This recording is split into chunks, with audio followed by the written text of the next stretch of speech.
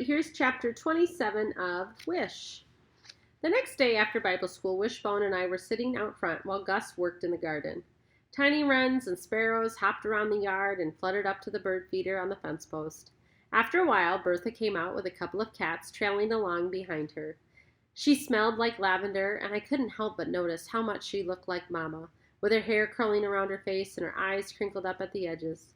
I figured she was going to tell me a story about some lady in her knitting group or something, but she said, "I found that note." My stomach squeezed up and I felt kind of scared for a minute.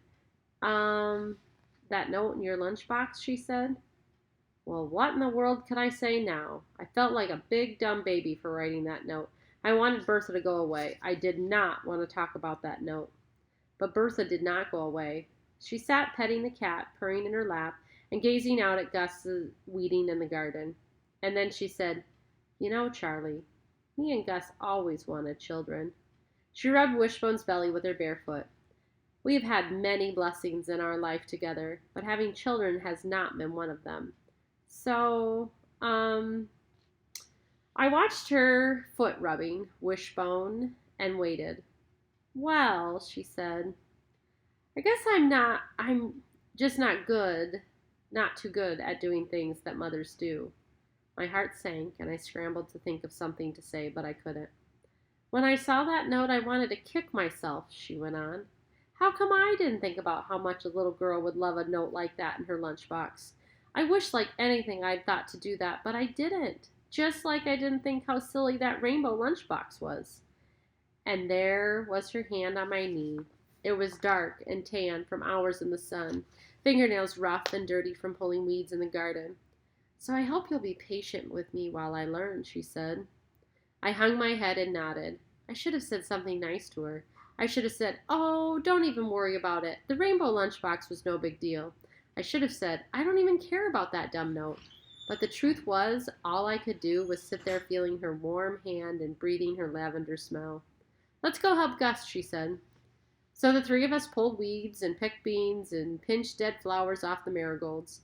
Wishbone sat outside the gate and whined to get in, but he wasn't allowed because of his digging. When we were done, we climbed into Gus's car and picked up Howard before heading down the mountain to get ice cream. Wishbone stuck his head out the window, his ears flapping like crazy in the wind, while me and Howard sang Bible school songs. Every once in a while, we passed a clearing with a view of the mountains stretched out as far as you could see. A smoky blue haze floated over the treetops. It reminded me of my first day in Colby, when Gus had told me why these are called the Blue Ridge Mountains. Sometimes it felt like just yesterday that I had sat on the school bus with all those kids I didn't know, riding through this town and thinking every laundromat and trailer park and shabby little house along the way was the sorriest thing I'd ever seen. But now here I was, singing Bible school songs with my friend Howard and my arms wrapped around my very own dog. And when I looked out at the now familiar sights of Colby, I realized they didn't seem to look quite so sorry anymore. Bertha chatted away in the front seat the whole way to town, while Gus nodded silently.